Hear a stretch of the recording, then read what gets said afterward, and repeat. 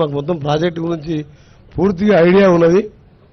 ఎందుకంటే 2004 కాళేశ్వరం ప్రాణహిత చెవులో మొదలుపెట్టినప్పుడు కూడా నేను ఇరిగేషన్లో మీ అన్ని సబ్జెక్టులో కూడా అప్పుడు నేను అప్పటి ముఖ్యమంత్రి ఎవరిళ్ళు నన్ను ఇన్వాల్వ్ చేసి ఆ ప్రాజెక్టులో విజిట్కి పంపించును.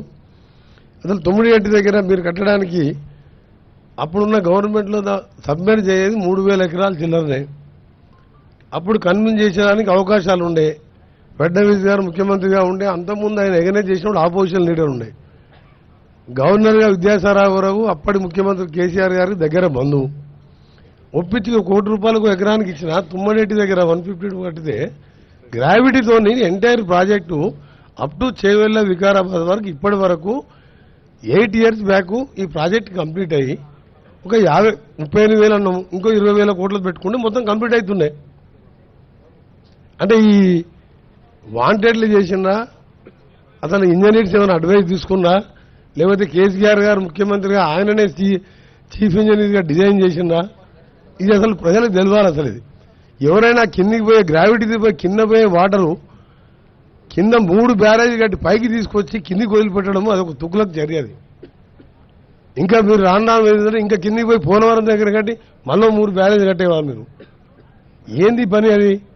మీ ప్రజెంటేషన్ చూసిన తర్వాత మీరు ఈఎన్సీగా ఉన్నారు, ఎస్సీలు ఉన్నారు, సిఈలు ఉన్నారు, హరిరామ, మీరు అప్పుడే లీవ్ పెట్టి వెళ్ళిపోవాలి. మీరు యాక్చువల్గా నేను ఐఎమ్ ఆస్కింగ్ స్టేట్ క్వశ్చన్.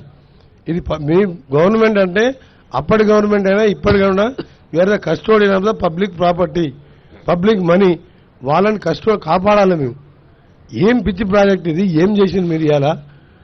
ఇవాళ పియర్ కిందికి 1.2 మీటర్స్ 5 మీటర్లు దిగింది. అది దాన్ని రెక్టిఫై చేస్తుంటున్నాను. అన్నారం కింద బ్యారేజ్ ఉన్నది. ఎప్పుడు ఎంత ఫ్లో వస్తుందో తెలియదు. ఓ ఫ్లో వచ్చి మొత్తం కొట్టుకుపోయిన తర్వాత ఎవడి భరించాలి ఇవన్నీ? రెండోది, అవసరం లేకుండా మీరు రిజర్వాయర్ పేరు మీద 3rd TMC తీసుకొని ఎవరో కేసీఆర్ బంధువుకు మీరు అది కట్టిపెట్టి నామినేషన్ మీద, అంటే అండర్స్టాండింగ్ టెండర్ మీద, అది అవసరమే లేదు 3rd TMC.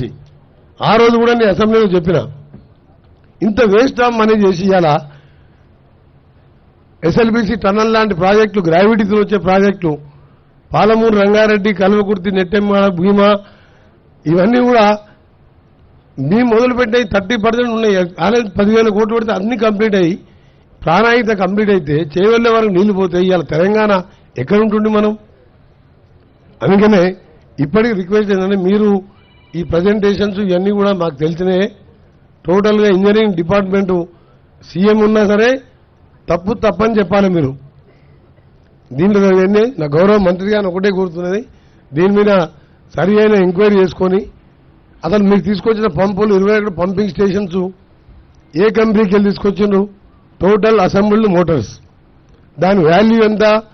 BHEL మోటార్ మా ఉదయ సంవత్సరం ప్రాజెక్టులో AMRPలో నేను ఫస్ట్ 99లో ఎమ్మెల్యే ఉన్నప్పుడు ఫిట్ చేపిస్తే ఇప్పటికి రిపేర్ రాలే. అంతకుముందే 2 years ముందు ఉండేది. 25 yearsలో ఒక్కసారి బ్రేక్ డౌన్ కానీ ఆ మోటార్స్ మీకు కూడా తెలుసు. మురళి ENC గారు ఎప్పుడైనా ఫెయిల్ అయినా మోటార్స్, ఈ చెత్త మోటార్లు అసెంబ్లీ మోటార్ తీసుకొచ్చి 1,000 కోట్ల రూపాయల మోటార్ని 4,000 కోట్లు ఛార్జ్ చేసాం. డిఫరెంట్ కంపెనీస్, స్మాల్ కంపెనీస్కి వెళ్ళి తీసుకొచ్చి అసెంబ్లీ తీసుకొచ్చి ఫిట్ చేసాం. ఎంత బాధ అనిపిస్తుంది అంటే, మాకు ఇవాళ గవర్నమెంట్లో మీ గవర్నమెంట్ నుండి సెటరేట్ చేద్దామన్నా సెటరేట్ చేయలేని పరిస్థితి తీసుకొచ్చారు మీరు. అందుకని ఆనరబుల్ మినిస్టర్ రిక్వెస్ట్ చేసేది ఏంటంటే, ఈ ప్రాజెక్ట్ని ఎలా చేస్తారో, ఏం చేస్తారో దీన్ని ఒక ఎక్స్పర్ట్ కమిటీతో పాటు ఈ మోటార్స్ కానీ దీని మీద కానీ సీరియస్ తీసుకొని ఈ ప్రాజెక్టుని పూర్తి చేయడం కాదు. మధ్యలో గౌరవల్లి ప్రాజెక్టు దాన్ని ఆపేసాను. అంటే అప్పటి ప్రాజెక్టు పూర్తి చేస్తే, ప్రాణహిత పూర్తి చేస్తే కాంగ్రెస్ ప్రభుత్వానికి పేరు వస్తుంది. గౌరవల్లి పూర్తి చేస్తే అప్పటి ప్రాజెక్ట్, ఇవన్నీ మంచి పద్ధతి కాదు. మీరు ఇంజనీర్స్గా మీరు అడ్వైజ్ చేయాలి. మీరు మీ మాట విన్నప్పుడు మీరు వెళ్ళిపోవాలి మీరు అక్కడి నుంచి. ఇవాళ మీరు బస్వాపూర్ అన్నారు, కొండపోచమ్మ నిండింది, మల్లన్న సాగర్ నిండింది. 10 గండిపేటలంతా కెపాసిటీతో 54,000 ఎకరాలు చేసిండ్రు. దాని కింద ఆలేరు, బస్వాపూర్, భువనగిరిలో మాకంత డ్రైనేజ్ వాటర్ వస్తుంది. ఫీడర్ ఛానల్ తోటి మీరు ఒక 2 లక్షల ఎకరాలు నీళ్ళు వస్తుంది. మొత్తం 97,000 ఎకరాలు చూపించింది మీరు. మళ్ళీ 3rd TMCకి టెండర్ పిలిచింది, వానికి కూర్చోబెట్టి పని చేపిస్తున్నారు. మన నిజాం సాగర్ లిఫ్ట్ అంటున్నారు. గ్రావిటీతో కిందికి పోయే నీళ్ళకి ఎందుకు వెళ్ళలేదు మీరు? So I want to know point. Honourable minister కూడా చెప్తుంది, నిజంగా ఈజీ మినిస్టర్ గారు. కొండపోచ ఎప్పుడు నిండా ఉంటుంది. ఒక జస్ట్ ఫామ్ హౌస్ తప్ప ఎక్కడ పోవు నీళ్లు. I'm not criticising any government.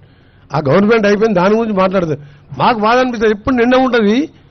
కిందికి ఒక 400 ఎకర్స్ పోతుంది, 1 ఎకరా నీళ్ళు వస్తుంది దాని మీద. ఇప్పుడు నిజాం సాగర్ లిఫ్ట్గా మొన్న టెండర్లు పిలిచిండ్రు.